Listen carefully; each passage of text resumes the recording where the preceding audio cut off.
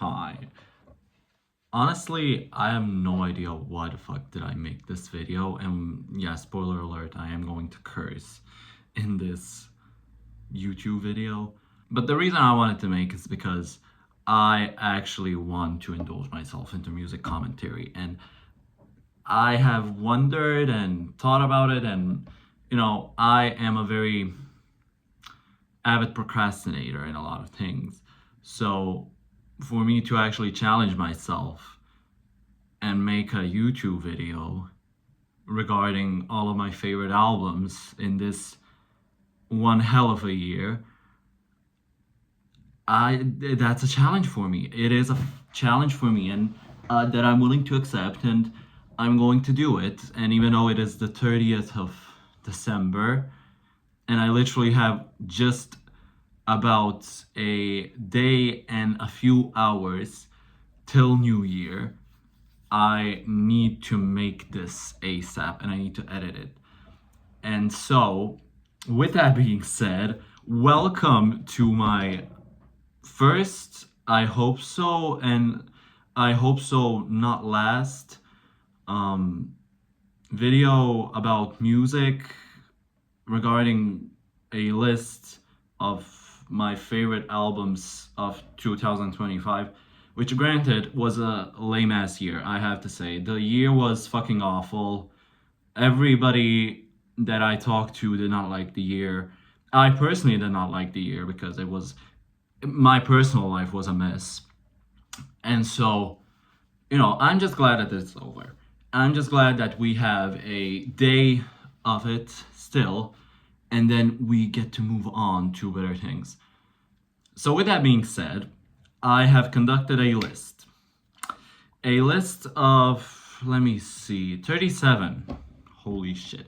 37 albums of my favorite musicians. Well, not my favorite musicians. Some of these, let's just say, okay, 2025 was the year of like the music discovery for me, which is ironic because I literally didn't feel the least motivated ever. And the fact that I like discovered so many new musicians and like albums and stuff that I didn't necessarily listen to in the past is a positive outcome of whatever I was trying to do with my life in this year. So 37 albums. Let me just say, none of these albums are bad. None of these albums are bad. None of them are necessarily awful, but I had to rank them based on how much I enjoyed them, how much I liked the lyrical aspect of it, the sonic aspect of it, the voice of the singer, if there are a singer. Because I have like two albums that are literally just instrumentals on this list. Do with that information what you got to do. So yeah, I genuinely do not know what to say. This is the introduction. This is the first ever video of this kind on my channel. Yeah, so at the 37th spot, so we started from the bottom all the way to the number one spot. At the 37th spot is Lonely People with Power by Deafheaven. I have to say, I did not like Sunbather.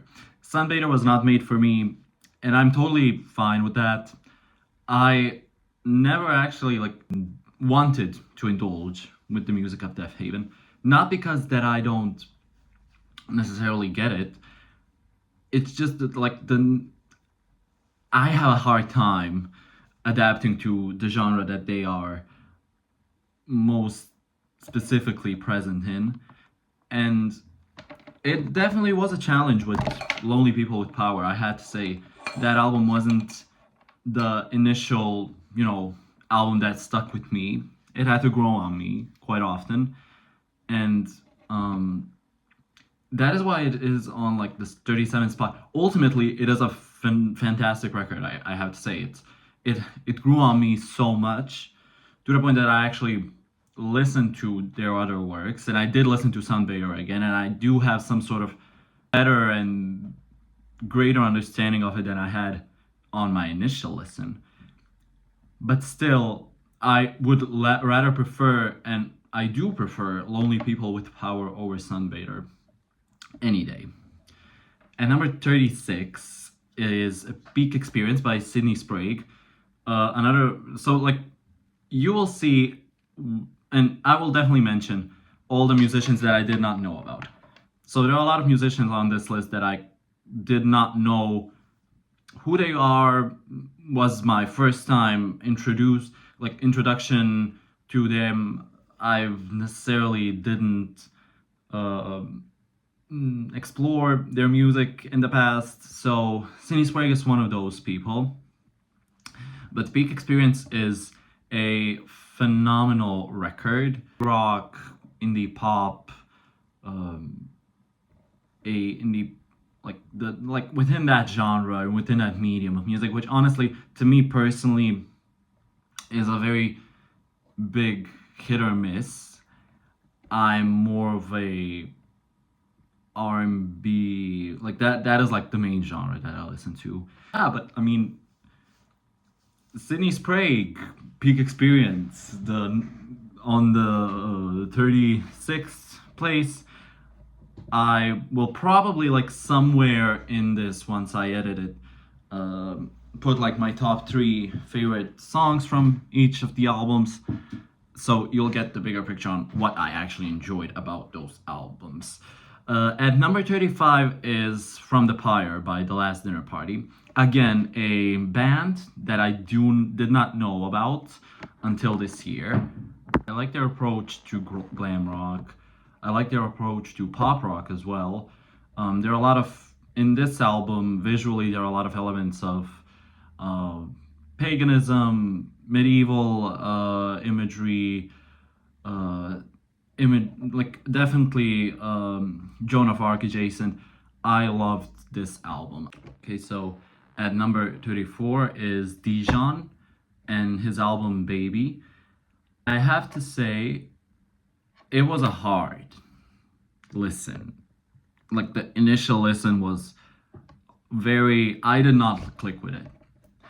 And then I re-listened to it like half a month after its release, and I kinda understood it. It definitely was a different approach to how he initially makes music. Like his album from 2021, absolutely. That is one of my favorite records of that year. And I stuck with it immediately. It was just honestly down to everything, the lyricism, the instrumentals, his voice. This one is, there are a lot of like experimental stuff present, which not to say that his previous work did not have those aspects. Absolutely has like literally elements of psychedelic soul within it, and elements of bedroom pop as well as Americana, which is very interesting. But for Baby, it was, I don't know, I just, there was just like this mishmash of sounds that I didn't necessarily get at first, but it took me. It took me quite a lot. That's why it isn't higher on the list, because I still need to listen to it more. Granted, this album dropped in mid-August. The first time I listened to it was late September. So maybe even that, like maybe I had to listen to it mid-August when it dropped. Maybe I would have gotten it better. Who knows? So yeah, number 33 is Revenge Seekers by Jane Remover. With that type of music doesn't necessarily pull me, and it is crazy how much I enjoyed this album. It is crazy. I had to really like ask myself, wait, do I actually not enjoy this music, or am I am I just lying to myself? Because I fucking love Jane Remover, and this fucking album slaps. So many great moments within the album. I like her voice. I like her attitude on the album. It is just I've seen, because I'm on music Twitter as well, and I've seen people, clown her and say, well, the album's not that. And I mean, yeah, sure, to some people. Again, music is a very subjective thing in our lives, so we shouldn't necessarily say that a album like Revenge Seekers by Jane Remover is the worst album of all time. I mean, I don't agree with it. Her fans do not necessarily agree with it. A lot of music critics online do not agree with it. I've seen this album in countless lists and in countless videos of other YouTubers on like their best albums of the year. So, don't count out an album just because you have like a biased opinion about it. Okay, at number 32 is Private Music by Deftones. Again, I loved this album because it is a Deftones album. I know what they're capable of doing. White Pony is like one of my favorite albums of all time.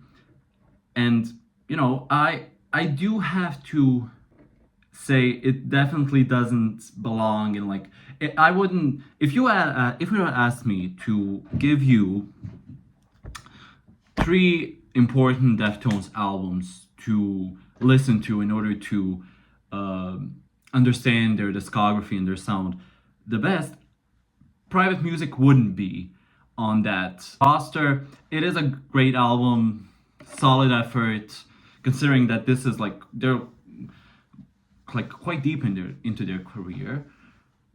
But ultimately, there were better releases this year. That's why it is on the 32nd spot. At number 31 are First by Time and their album The Passionate Ones. Now, there is this very specific feeling of warmth that this album brings up within me and evokes in me once I listen to it. It is just a lush and surreal and sensual moment while you're listening to it. It is filled with romance, it is filled with passion, it is filled with love. I did not know who is the artist Nourished by Time. This was my introduction to that person. So the fact that this is my introduction to them, it is a through the roof positive opinion. A lot of elements from this album remind me of Janet Jackson's The Velvet Rope, which I personally think is the most influential R&B album to ever exist. Say what you want about it, but quite a lot of your modern R&B musicians wouldn't exist if it wasn't for The Velvet Rope by Janet Jackson. And there is a lot of elements of that within this album. Just like the aspect of, like the rhythmic aspect of it, how it ties to this like world of surrealism and this like very warm psychedelic love to it. So yeah, I wish it was higher because it's generally a great album. But once again, and like I said at the beginning, all of these albums are great. All of them are amazing. If I could, I would put them all at number one. But I mean, I am making a list and I'm making a hierarchy, and unfortunately this is at the 31st place, but don't think that it isn't on repeat. Before I even like made this video, I listened to quite a few tracks from it. Okay, so at number 30, we have The Clearing by Wolf Alice. Holy shit, this album took me. There is just a like the array of songs starting from Thorns all the way to Leaning Against the Wall, with just like those 3 or 4 tracks I forgot. One of the best moments in music this year. Just Two Girls is one of the best songs I've ever listened to. Leaning Against the Wall, also mentioned phenomenal track. The intro song, Thorns, has some of the most beautiful arrangement of instrumentals I've ever encountered. The strings were phenomenal. I love a good string in a song. Lyrics are really talking about like a coping mechanism. I understood it from that sense because like it is to some people they may find like you dealing with certain types of pain as weird, but to you that is something so unique and you use that as a coping mechanism to sustain all kinds of feelings you are going through post a breakup. And it was a phenomenal introduction to this album. Play It Out, I Love a Piano Ballad. Again, just a phenomenal album through and through. And again, the reason why it's so low is because there were better albums in my opinion.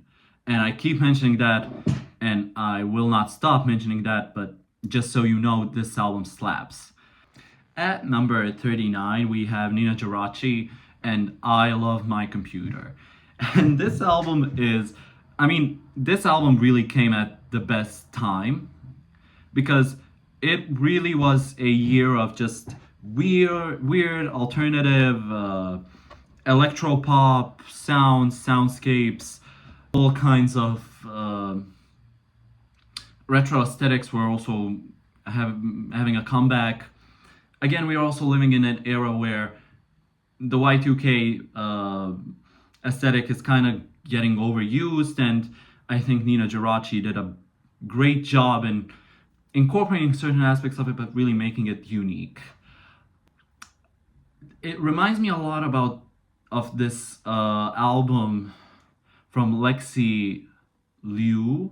It's called The Happy Star, and it has a lot of like those digital aesthetics elements of World Wide Web and Futugar Aero to a certain extent. So yeah, kind of getting inspiration from that, but it is a world within itself. Nina Geraci is someone to look at and someone to follow in the following years. I really cannot wait for her to truly get the stamp of the approval from not just critics but like from the audience, because she's generally a very underrated musician. I just found out that I was reading off a wrong script that I had made as some sort of a draft before. So ultimately, there are 39 albums on this list and not 37. I forgot to add two, my apologies, but I did have them written down and everything of that sort. So I will edit this, and there will be some like text that will point out that this is the first, I would say, 30 albums, or not the first 30 albums, the first 10 albums from this list are like a number lower than what I initially say in the video. So yeah. With that being said, the number 30 spot, the actual number 30 spot, is Magic Alive by McKinley Dixon. Again, a musician that I did not know about until this year. His album Magic Alive, it was released like mid-year, around like June, July, I think. And I listened to it during November or like early December period. So it still has like sort of a fresh feel to it. I did not know that I initially thought that it might be like a bedroom pop album or a sort of R&B jazz type of album because of the cover. It is actually a jazz rap album. So McKinley Dixon is a rapper. He does a lot of conscious rap, There are a lot of elements of neo soul within his music, a lot of elements of abstract hip hop within his music. I found this album to be very spiritual, very introspective. You can really see that he is passionate about his work, and yeah, I really have nothing more but words of praise for him in this record. At number 39, we have, well, this is a big one. We have Mayhem by Lady Gaga. Now, I myself, I kind of go through periods with Lady Gaga. I used to adore her, and then she started like acting. Here's the thing. I have this very odd opinion of singers turning to actors and actresses. I don't think that they're like, at some point in life you need to really sit down and ask yourselves, can I do both of those things? Because there are musicians that are fucking phenomenal musicians that do not know how to act, and there are actors that are literally Oscar nominated, multiple Oscars to their names, but cannot sing even if their life depended on it. And there are very like small group of people that can do both of those things. And unfortunately, I do not like Gaga's acting. Not for me personally. Everyone has their own opinions. And so I didn't really enjoy quite a lot of her work. I didn't like the what is it called, the soundtrack for All A Star Is Born, except for the song I Will Always Remember Us This Way. I think it's called like that. Phenomenal song. Everything else, it was just okay. Then I didn't like the what is it called, the like pop album Chromatica. I thought it was not on her level, because she is known as someone who is breaking the barrier, and I feel like that was the first time she was conforming to the barrier and to the standard instead of setting her own standard. And then she did the Harley Quinn, and I was like, no. But then Mayhem dropped, and although Mayhem may be taking a lot of inspiration from the nostalgia factor of her earlier work, like Born This Way and The Fame Monster, to a certain extent, I also see elements of The Fame in it. I really, really enjoyed this record. This was my go-to because I started working out this year, and I do have a playlist of songs that I play when I'm working out, and I do have to say, almost every song from Mayhem is on this playlist. It really just goes hard. Garden of Eden, what else? Love Drug is beautiful. Zombie Boy is great. There is this phenomenal song, Killa, which just is an amalgamation of David Bowie and Prince into one, and it is done in the best way possible. So again, in a perfect world, well, not in a perfect world, but like in a world where a lot of good albums weren't released, Mayhem would probably be in my top 10 at least. Unfortunately, now it is only the 29th place, so yeah. So on the 28th spot we have Tranquilizer, and I'm probably going to butcher this name. Unearthrix.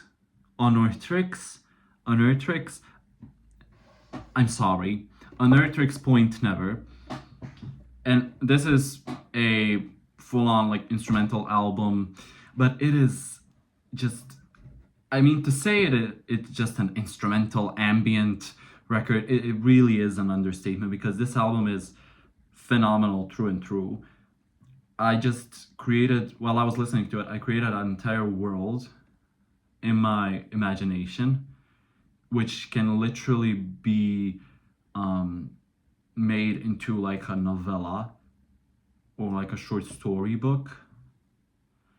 It's like I just envision a machine that through the sound waves is trying to hypnotize everything and everyone around her until she ultimately becomes alone and unwanted by everyone. And then she is seeking revenge because of that, without understanding that she is the main reason for herself being imposed on that. She is the reason why she is being hated and ignored by everyone. Listen, okay, I was listening to it while high, so do with that what you gotta do. But yes, it is a phenomenal record. One of the most captivating instrumental albums I got to listen to in my life, actually. Yeah.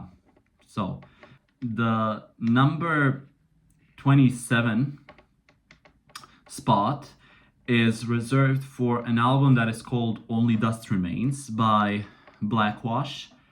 And Blackwash.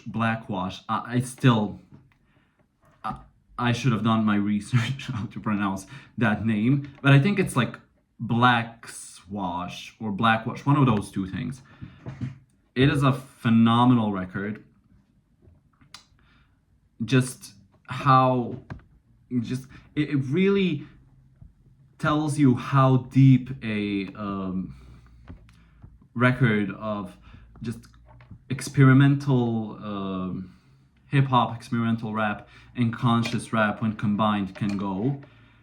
One of my favorite songs from that album is History of Violence, and I genuinely recommend everyone to listen to it because it just goes into places that it genuinely is a very cathartic song. So yeah, honestly, one of the most eye-opening records. I do have to say, one of the most eye-opening records in the year of 2025, for me at least. At number 26, we have the Psychedelic Porn Crumpets and their album Pogo Rodeo. I had a hard time with this album. At first, I really had a hard time with this album, but I don't know. It is one of those albums where you really, like, for me at least, one of those albums that I had to sit down and have a few rounds with it and maybe do another activity while listening to it. I used to run quite a lot while listening to this album, so I mean, that genuinely is like, it is a great album for an activity. And there are a lot of elements that I enjoy within it. There are elements of course, neo-psychedelia, garage punk, psychedelic pop as well. The emotions while listening to the album are very passionate, like melodic, energetic. So it just paints this picture of this very psychedelic world. And to me, I mean, even like from the cover, you really can tell how this album is going to sound. And yeah, it is my 26th best album. At number 25, we have The BPM by Sudan Archives. And what an album to relive, re-listen constantly. What a world to live in which this album exists. And I'm so thankful that I live in that world. The BPM is you have to listen to it. It may not stick with you the first time, but trust me, it is amazing.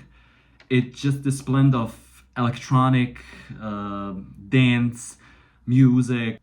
From like the start to the end, it is full of synths. There are elements of house, there's elements of UK bass and drum. Just phenomenal record through and through. And really, it's like it symbolizes a beginning or not a beginning, a determination in Sudan's career. because her previous record, Natural Brown Prom Queen, is one of the most highly renowned records of this decade. And this record, the BPM, solidifies that claim of her being one of the most inventive, forward thinking, creative musicians to ever exist in the modern music scene. I am so glad that I got to experience this record. It is one of the most like phenomenal records I've ever listened to. So after that, at the number 24, we have "Hurry Up Tomorrow" by The Weeknd. I have a lot of opinions about this album. First of all, The Weeknd is one of my favorite musicians.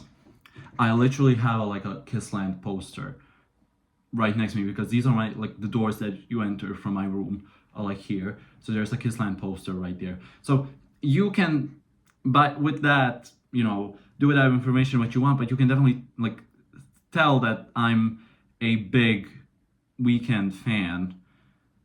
And I, in a way, understand, there is a lot of, I'm conflicted with this album. Let me just say that. Because there are a lot of elements in the album that I love. I think the first part, from Wake Me Up all the way to like Open Hearts, phenomenal run. Phenomenal track run.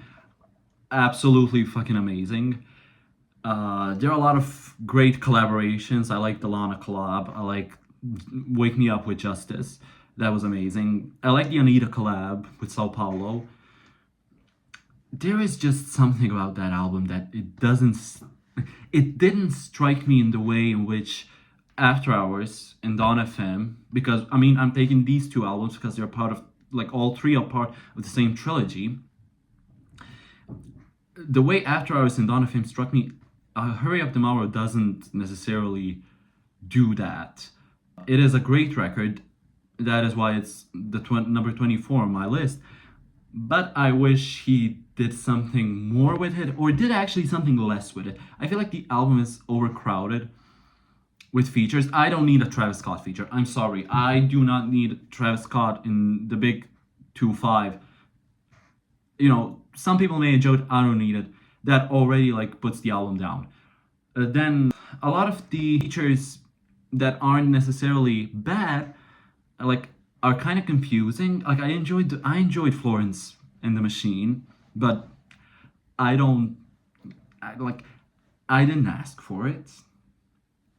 Like I said, there are definitely good features on the album, like Lana, Justice, Anita, whatever. But I mean, maybe it has to do with the fact that the album is connected to the film, which I'm not going to be the fan. I'm not going to be the EXO that is going to die on the hill of defending Hurry Up Tomorrow, because quite literally the film is ass. I'm sorry. It is ass. Like the film doesn't go anywhere. It just stays. And yes, the argument may be, well, that's very insensitive to say. That is something that he struggled with. Okay, well, hire someone else to make a movie about you struggling. I mean, it's like, what are we doing? And, it is sad because, and maybe it is the fact that it is connected as a quote unquote soundtrack to that film, that it may have not stick with me in the way After Hours and Dawn FM did. But I mean, it is still a great record. I still enjoy quite a lot of tracks from the album. I Can't Wait to Get There is one of my favorite tracks he's ever made. Red Terror is beautiful. Yeah, I did not want to add this album. And I almost, because I didn't get it at first. And it is Lifetime by Erica Cassier, which is the number 24.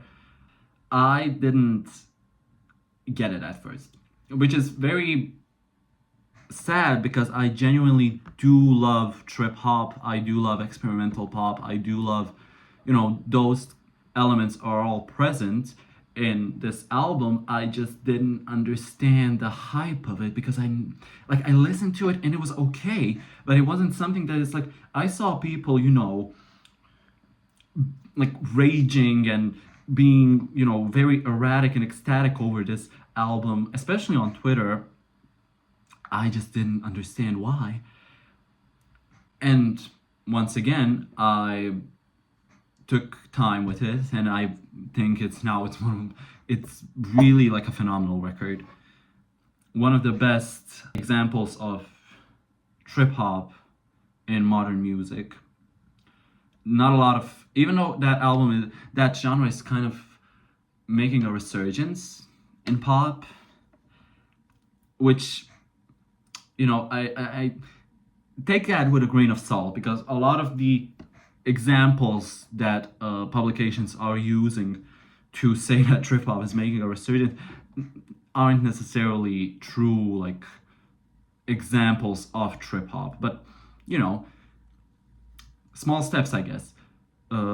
This album, the entire essence of it is woven within like trip hop, and maybe it is because I'm kind of used to stuff like Massive Attack and Sneaker Pimps, and I mean to a certain extent Estero as well, to be kind of all over the place. And this has a more down tempo feel to it, and that is why I may have not struck with it at first, but I I respect it now. I think it's very admirable of what she did, and I did not know who Erica de Cassier was until I listened to this album, and I think I gained a lot of insight to who that person is through that album, which I'm glad, and I will definitely look into her discography more. At number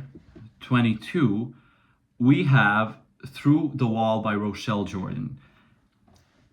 This album dropped in the most perfect time ever, because I had witnessed a lot of turmoil in this year in my personal life, a lot of loss, a lot of heartbreak, a lot of emotional detachment from reality and everything of those sorts. And Through the Wall by Rochelle Jordan dropped, and I felt amazing. It was just one of the best records of the year, definitely one of the best dance records of the decade. It was just banger after banger after banger. She does not miss. Rochelle Jordan does not miss. And I just feel like the general consensus of the general public of this album wasn't as appreciated as much, because I have not seen a lot of people talk about this album, and I wish that can change, because this album is phenomenal through and through. One of the best albums to ever come in the dance pop genre, in the electronic genre, especially in this decade, but even like combined with the previous decade. Like, it's a great album through and through. Just like, you need to listen to it. At the number 21 spot, we have Hagen by Titanic. Wow. First of all, it struck me, I did not know who Titanic was, so I really came listening this album with an open mind. And one of the best examples of art pop, art rock, progressive rock in this decade, through and through. One of just genuinely such a concise and continuously good array of vocals, instrumentals, lyricism through the roof. Just a phenomenal record. I really didn't know what else to feel after that record, because of how cathartic it was. It was just like a mix of emotion. It was a constant hill. Like, you climb up it, and then you get to like the climax, and then you go down, but then there's another hill on the other side. So it was just beautiful.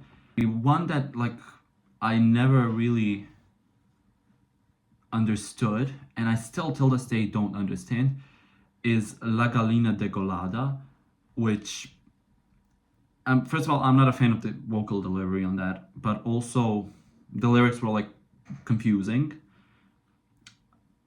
You know, I might research and like do some in-depth analysis of the lyrics if I have time, but besides that track, like each and every one of those are fucking amazing. Like Escabro Dimensiones is amazing. Libra is beautiful. La Duena is just phenomenal through and through. So yes, I wholeheartedly recommend this album and their entire discography because it is worth it. It is worth it. Titanic is someone that I'm definitely going to have to keep tabs on because it that band, it just, they know how to do it. So at number 20 we have Let God Sort Them Out by Clips. Clips is, well, let me just say that it was personally a bad year for hip hop, and someone who is a huge fan of that genre, I didn't really see a lot of good material be released, and this and a few other albums are really the creme de la creme of hip hop releases in 2025. You know, it just wasn't a good year for that genre. It was the year of alternative pop and alternative rock and even classical music, and we'll get to that later. But it really wasn't a year for hip hop. But Let God Sort Them Out by Clips is nonetheless a phenomenal record. I mean, it is Clips, it is Pusha T and Malice, and they're like the patron saints of coke rap.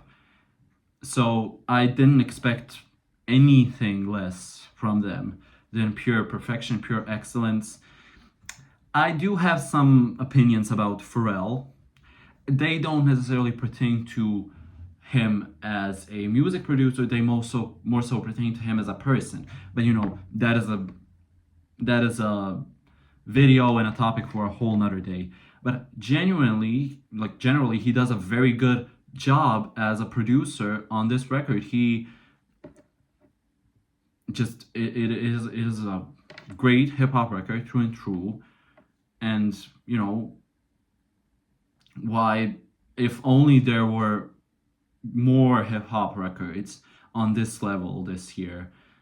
So at the number, what was it? The number 20, yeah, number 20 spot, we have Audrey Hobart and Who's the Clown. Now, Audrey Hobart, as far as I'm aware, and I might be wrong, but I've heard that she's like writing for Gracie Abrams, and that threw me off because I personally, I'm not a huge Gracie Abrams fan. Don't have anything against her. I'm just not inclined with whatever she's doing to make, you know, it's just basic pop to me. I don't necessarily have anything profound to say about her. That's why she doesn't resonate with me. But Audrey Hobart, on the other hand, she is amazing. I love this album. I just love the intricate blending of art pop, pop rock, electro pop as well. A lot of influences of electronica and synthwave within this album. In essence, this album's like a stream of consciousness. It's just, she, you know, what's on her mind, she'll say it. She doesn't necessarily, you know, say anything controversial, but it has this very, you know, outgoingly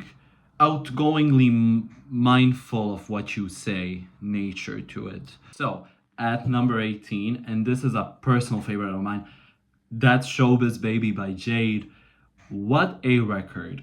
I can just like sit here and talk about this album for so long. I mean, just talking about Unconditionally itself, that track, I can like spend a entire hour and a half talking about the track that is Unconditional.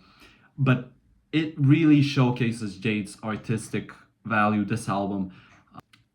To me, and I've listened to what all of her colleague friends, yeah, I mean, she still talks to those girls, Perry Edwards and Leanne, what they did, solo work, it is okay. I just personally prefer Jade's approach more.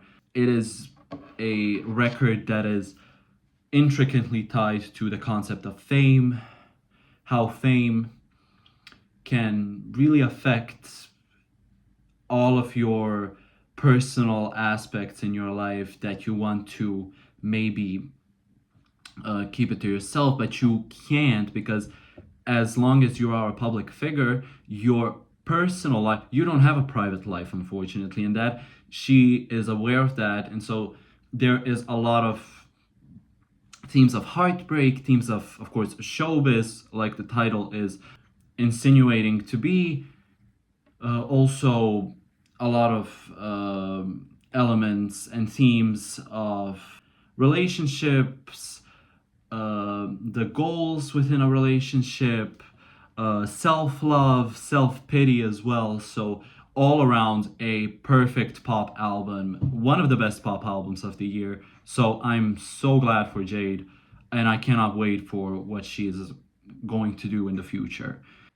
Okay, so at number 17, we have Ethel Cain and the album Willoughby Tucker, I'll Always Love You. I did not like Perverts. Not to say that I don't. Well, I think. Well, I mean, saying I didn't like it. I liked some aspects of it. That is a very strong word to say that I didn't like it. But this album in particular, to me, is seen as the superior to Perverts. Perverts has its moments. I understand why some people cling on to it more, and I mean, I definitely noticed some elements when I was listening to it that struck with me and that I appreciate. But Willoughby Tucker is what, without a doubt, one of the best alternative, sort of folky pop, experimental pop records in this year. And just, she is such a visionary and such a phenomenal musician, instrumentalist, lyricist through and through. Each and every aspect of that album is done by from her, by her, and just for her love for music. And it is one of the most pristine and profound albums of the year, and I'm so glad that I got to appreciate it, and I'm so glad that she didn't know she didn't just drop Perverts this year, because I mean, she probably wouldn't be on this year-end list if Perverts was the only release. Okay, so at number 16 we have Saya by Saya Gray, and I just have to say, the way in which this woman creates or blends traditional and more modern approaches to music is so well captivated and so well encapsulated within this album. It's just amazing.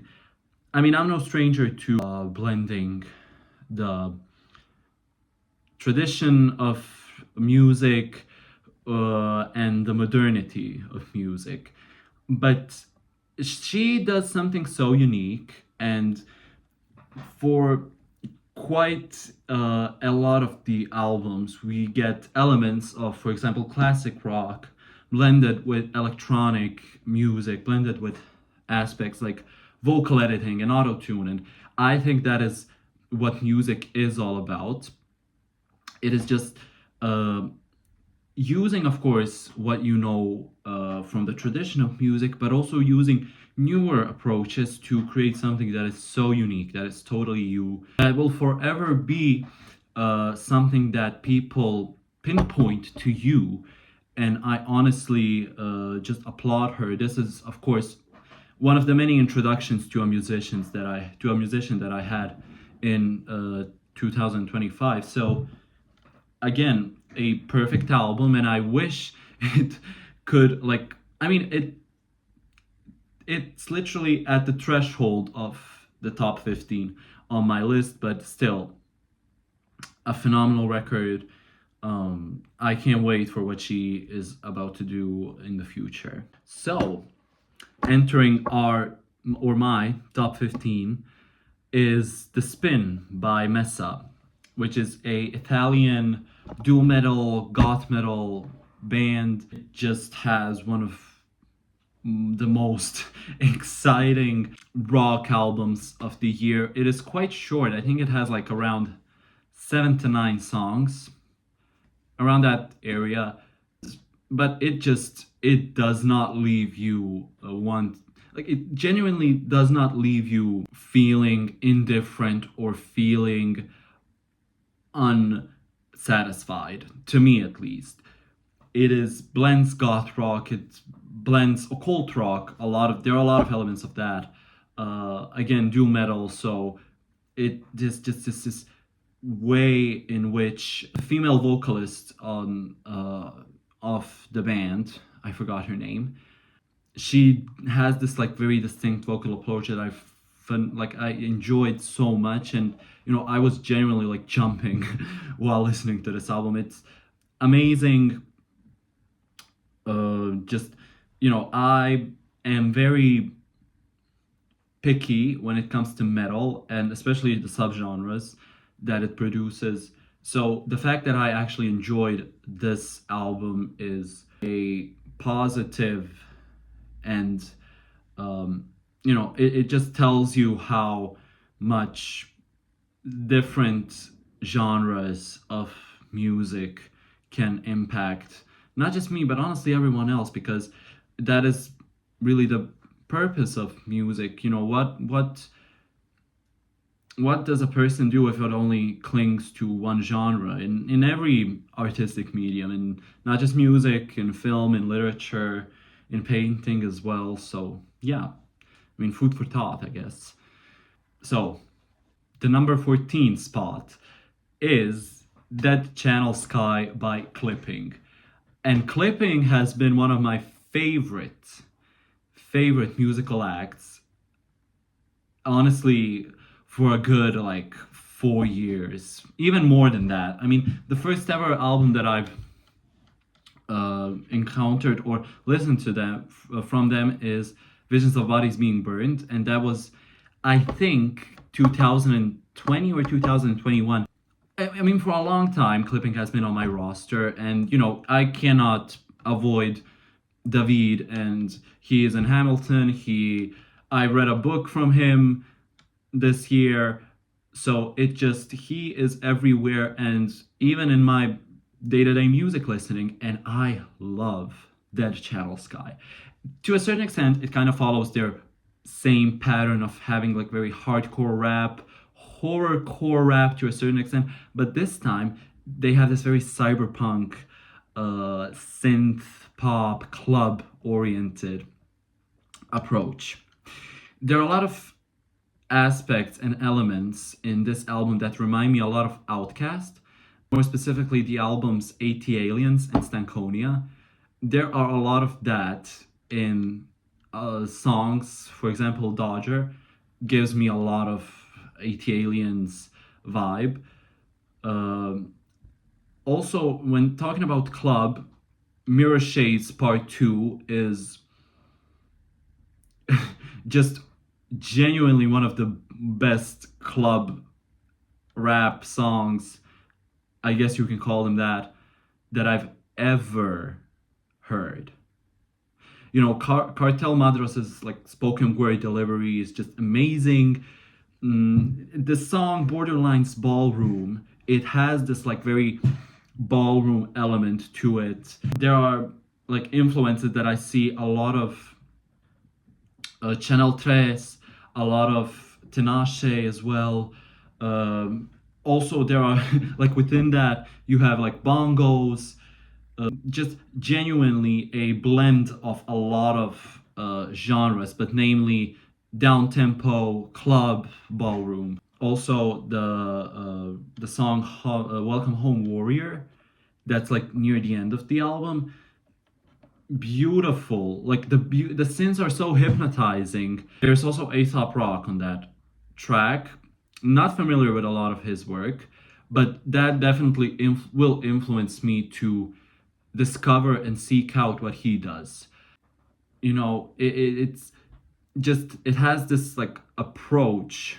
This album has a this album really struck with me, and honestly, I again wish it was higher, but you know, I mean, it is perfectly placed. It's in my top 15, which you know, whatever. I mean, it is a brilliant record. David is amazing. Uh, I cannot stress how much I love clipping. Okay, so on the number 13 spot is this instrumental album that I've discovered. It is by the musician Gwyneth Raymond, and it is called Last Night I Heard the Dog Star Bark. It is within, like, I mean, rate your music from what I can tell. Rate, like, says that the genre is American primitivism, but honestly, I mean, this incorporates a lot of the traditional genres that I've previously mentioned with Saya Gray, for example. So there are a lot of folk elements, definitely country, definitely bluegrass. There is something about this album that completely, like, it just has this fulfilling nature to it that I forever, like, whenever I was listening to it, it had this uplifting, atmospheric vibe to it, which isn't necessarily how the album sounds. It doesn't really sound uplifting. It kind of sounds chaotic, dull, you know, not all over the place, but definitely has this dark and a bit apocalyptic undertone to it. But I felt amazing listening to it. I felt, you know, calm, nocturnal. So it just that sort of differentiation. And I mean, Gwyneth Raymond is a masterful guitarist. Through and through, she just does the job. She came, she saw, she conquered all our ears. And I'm honestly like sad because not I don't see a lot of people talk about this. I didn't see a lot of people mention it, which is sad because I honestly really enjoyed this record. Really, it's one of the two instrumental only albums on my list, the other being Tranquilizer, of course. So, yeah, at the number 12 spot, we have Teenage Ramble by Lexi Lou. This is an EP, but I put it on the album chart, list, whatever. I like it. It's a good pop record. And I just honestly do not understand the hyperfixation that some people have with, say, Addison Rae, when Lexi Lou does the like whole club alternative pop, electro pop, almost mainstream but not totally mainstream sound, way better than Addison Rae. There are amazing songs on the album. X is a banger. Deeper and Deeper is just like the like very dark club song. There's also the demo for a song Cigarette, which I also found to be very amazing. FFF, again, a phenomenal pop song. So yeah, I just feel like give Lexi Lou a chance. Like America, give Lexi Lou a chance. give her the flowers that she deserves. Okay, so at the number 11 spot, we have an album that is called, it is from the artist Milo J, and it is called La Vida Era Más Corta. I think I pronounced that correctly, or it's like La Vida Era Más Corta. I hope I pronounced it correctly. And it is such a, I've been like obsessed with music in the Spanish language this year. There has been, I mean, we will eventually talk about the album that most definitely influenced me in that direction the most, but I have to like just say that like it kind of inspired me to really learn Spanish, which is something that I've actually been procrastinating a lot. Again, I'm an avid procrastinator, so I've been like on a roll to learn Spanish for the last like year and a half, and it is not going.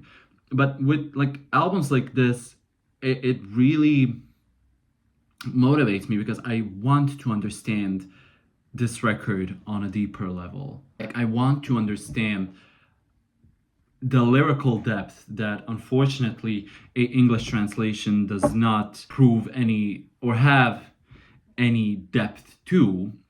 This album in and of itself, the instrumentals are very lush, warm, poetic. The lyricism is absolutely astonishing from what I can decipher, also translating it to English as well.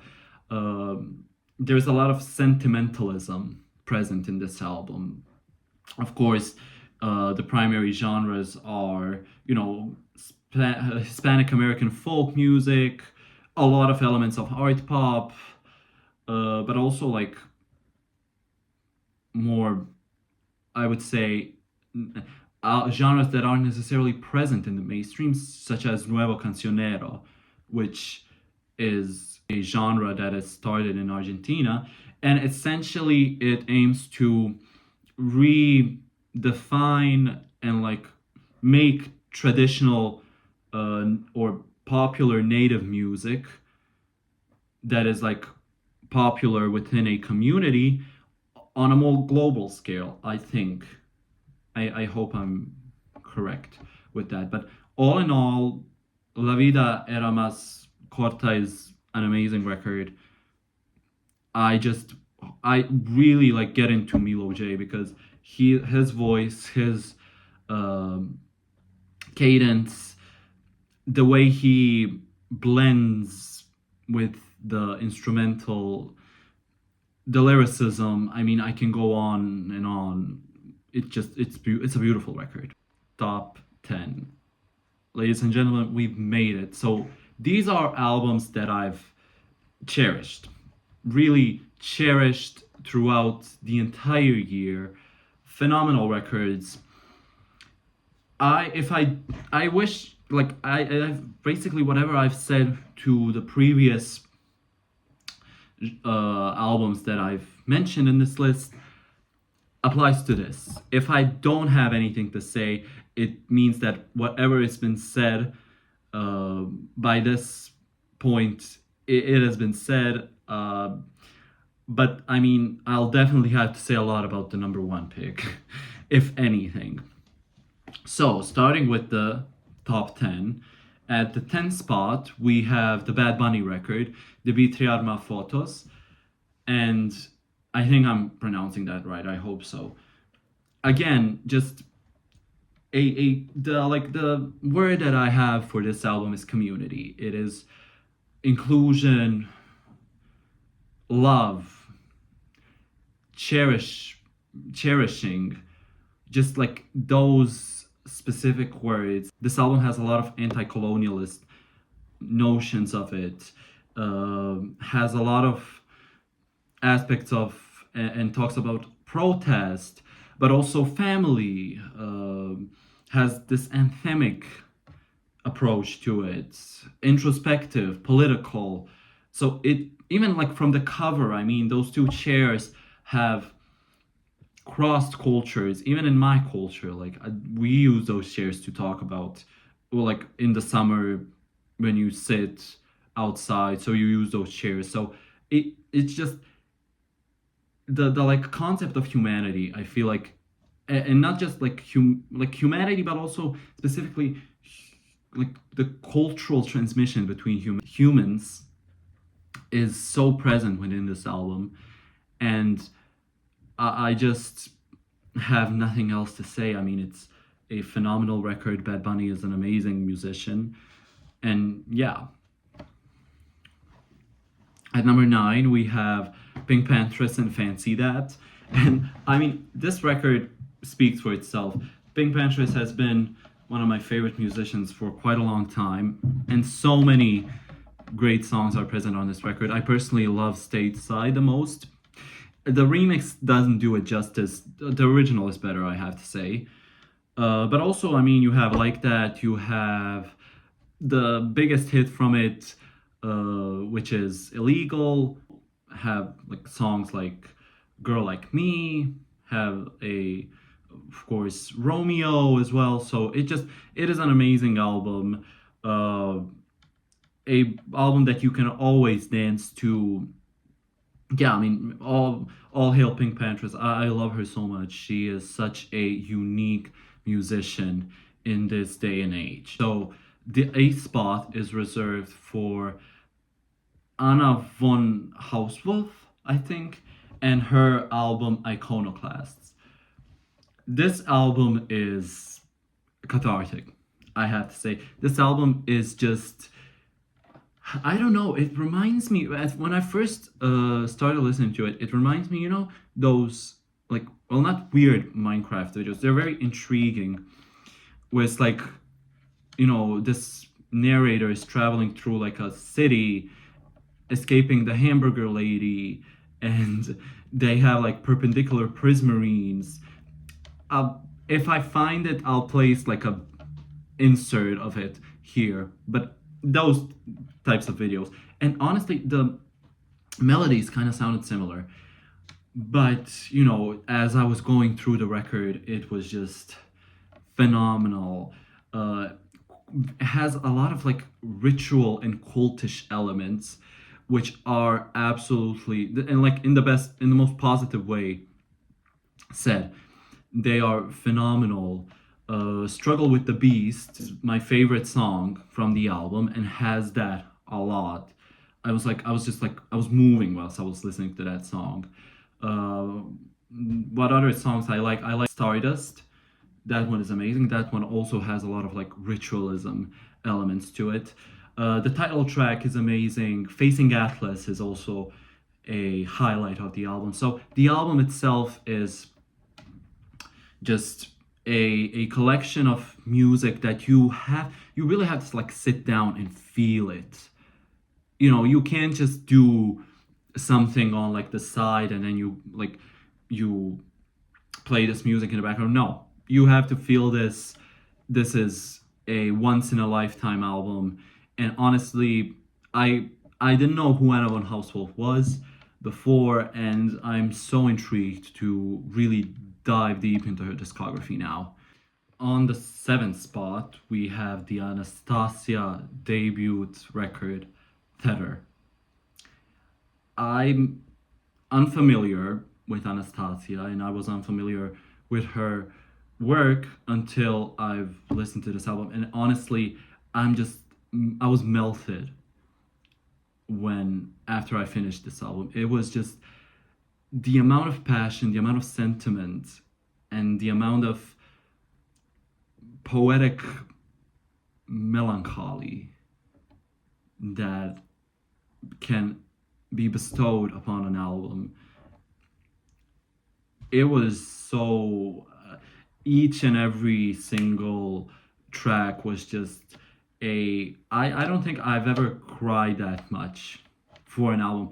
Like the last time I cried for an album was like when I was listening to Karen Lowell by Sufjan Stevens, which was quite a long time ago.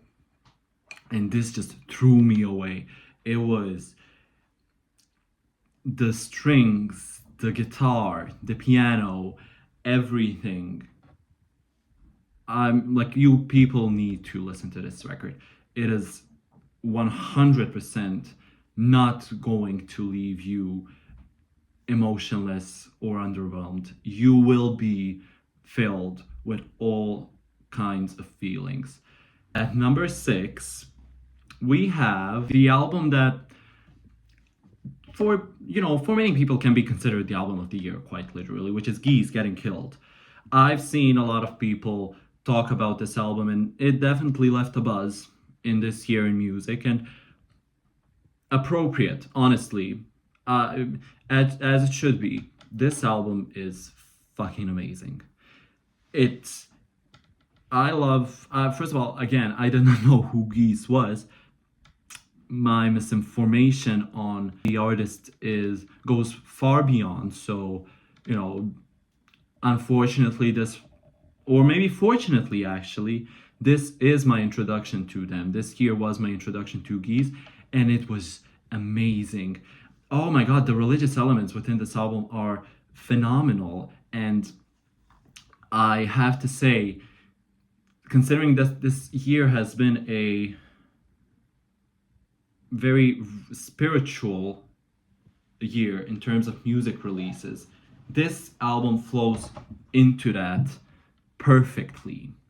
Long Island City, Here I Come, with the Joan of Arc references. Uh, Half Real, 100 Horses, Taxes. It's like beautiful. The Cobra. I mean, it has a purpose, and that purpose is to really, really immerse the listener into the world that they are trying to create. Also has a lot of, uh, I would call them one-liners inside an album that I honestly never didn't heard a lot from other releases that I listened to in this year. So, pardon me, I have to read them because I really want to be correct when I read them. So, you can keep womankind in your dreams is a phenomenal line. There's also, just a second. There's only dance music in times of war from 100 Horses, which I think is beautiful. Another one. You can make the cobras dance, but not me, which is, again, just it's it like it the like one sentence. There's like these like minimal sentences that people can maybe like brush off or like say, well, that's part of the lyric. I'm going to say and analyze the bigger picture of the song. That those small lyrics really like and lines really struck me because I I'm I was like, whenever I heard something like that, I would smile and be happy about it, or sad in certain cases. So yeah, I love Getting Killed. I love Geese as a band. They're amazing. So yeah. Okay, so we've reached the top five, and at the fifth spot is an album that honestly doesn't need no introduction. I feel like this year has been so long, and this album has somehow followed me throughout the entire year, and I feel like the release and the promotion and the buzz about this album has literally been from the last part of the last year and throughout the entirety of 2025. And the album in question is Eusexual by FK Twigs. I honestly thought this was going to be my album of the year for quite a long time because it has one of the best instrumental experimentation on an album in 2025. I mean, FKA, she is just a visionary of one kind. Not a lot of people can get on her level in terms of artistry, and honestly, for the good, because not a lot of people could recreate such thing as Eusexual. The fact that she created this entire like mindset and ideal and really like a specific direction and aesthetic that this album goes in, and then have a reissue, and then have another album that is sort of the afterglow and the post Eusexual phase, and all of that having like this notion of shedding one's skin after this cathartic emotion that is Eusexual. I mean, it is phenomenal, and I have to say, one of the best trip hop incorporations in your music a musician can do. So from songs like Girl Feels Good, which honestly she said that is a cash grab, to me that is a career highlight. That song is fucking amazing. To the title track, Sticky, Keep It Hold It, so Perfect Stranger. I mean, the list goes on and on. It is a phenomenal record, and you know, it is unfortunate that it isn't my album of the year, but I treat it like son. I mean, I treat it like one. It struck with me through thick and thin. It is truly the longest album that I've ever listened to. Even though I don't necessarily trust Spotify Wrapped, and I have very reserved opinions about that app specifically. It did say that I was that like Eusexual is my most listened album, and FK Twigs is my most listened artist of 2025. So I mean, do with that information what you gotta do. But yeah, so at number 4 we have a album by a Lebanese musician that I've discovered this year. Her name is Yasmin Hamdan, and the album title is I Remember, I Forget. Again, a phenomenal incorporation of psychedelic art, pop, trip hop, down tempo, with traditional Arabic and Middle Eastern, Lebanese specifically, music. The highlights from that album include Horn, The Beautiful Losers, I Remember, I Forget, the title track, which is just a amazing song. Abyss, the closing track, which is titled Reminisce. So I really cannot say a lot about this album because I do have a language barrier, considering that the album is entirely sang in Arabic. But just the melodies and the way she incorporates her own voice within the production is just beautiful to me, and I could recommend everyone to listen to this record because it won't leave you unsatisfied. Okay, so the number 3 spot is Choke Enough by Oklu.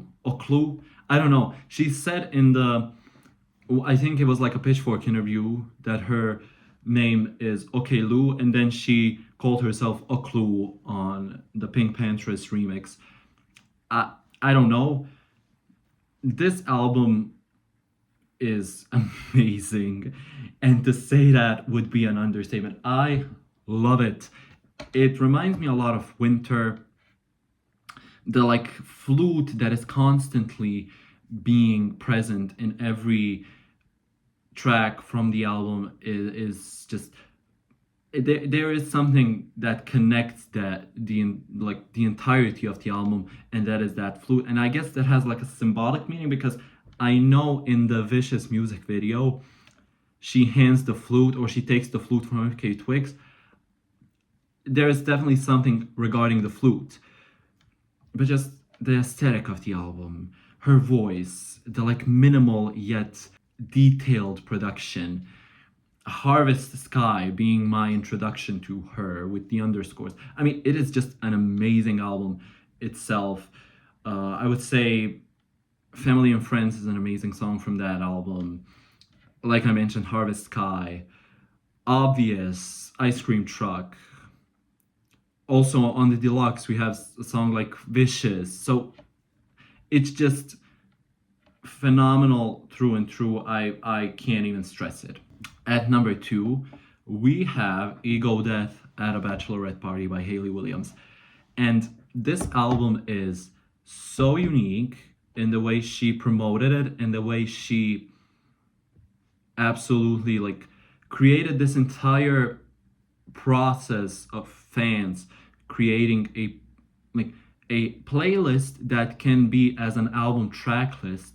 So for each and every one of us, we all have like different approaches to the album. I mean, the album initially was released as a uh, one definitive track list, but her releasing singles after singles after singles after singles, and giving the fans that giving fans that permission, what to me is amazing creative approach to music promotion this in this day and age, and I absolutely applaud Haley for that.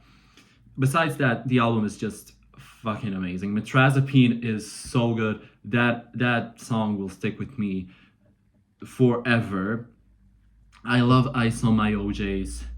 I love the importance of a song like True Believer. And I think that is the most politically important song in this day and age in which we live, and the undertones of that song and the importance it possesses in disfiguring the awful nature of the South, the South in the United States, so the Deep South. It really tells a story that is relevant till this day, especially I mean, look at America now and the rise of conservatism and the right wings and republicanism and all of that. I mean, this song really dives deep into that, and I'm so glad it came from someone like Haley Williams, who is literally cherished in each and every community. Like I don't know a person that hates Haley Williams. I mean, point me to that person who hates Haley Williams. Everybody loves her, and I think that she is the best example of like having a celebrity and a musician that is for the people and does not want to necessarily censor herself for the benefit of her career. I mean, from her even calling out Morgan Wallen on that album, it's amazing, it's phenomenal. Like, of course, musicians are supposed to do that. And now, before I actually do that, I do have to mention, I was supposed to mention this in the beginning. Shout out to a album that I've listened to this year by I think it's a music collective. It is not just one person. I think they're called Bayuka, and the album is called Solpor. And it is just a amazing album that incorporates traditional Galician music elements with UK drum and bass, synth pop, elements of alternative pop as well. Phenomenal. The female-led vocalists on the album, phenomenal. Just I had to quickly shout them out. The album would probably be in my top, maybe even 3, if it was released this year. Fortunately, it was released in 2018, and I just now discovered it. So, yeah. And with that being said, my top, my top album of the year for 2025, it is none other than Lux by Rosalia. This album is monumental. This album should be studied in each and every university, in each and every department, it should be mentioned in history books. The implications that this album has, not only regarding Rosalia's own artistic development, but how she understands music from such a human perspective. I mean, she herself said it, that they wanted to create an album as human as possible in the age of artificial intelligence. And they wholeheartedly succeeded, because this album is it's so well done. The incorporation of classical music, also traditional music, not just from Spain, but from all areas of the world. Her singing in every language that has relation to the saint that inspired that particular song. Her incorporating musicians that are like legends in the art pop world. So someone like Björk, and more modern musicians like Yves Tumor, who absolutely clash in the most perfect way possible. It's just, it is the most spiritually human album to ever exist. And I just need people to like really dig deep into it. I constantly listen to it. It is on repeat ever since it dropped, and it's like constantly new ideas, understandings, elements I'm finding within it. I mean, I can't even stress how beautiful her vocals are on the album. I can't even stress how amazing the arrangement is on the album. Everything that she incorporated within it comes and in the most divine way possible. And with that, I am going to close this video. I know for a fact that I'm going to probably have a problem in editing and so on and so forth, because I messed up quite a few times regarding certain things. So yeah, but I hope you all have a great new year, happy holidays, Merry Christmas, whatever. Yeah, see you in 2026, I guess.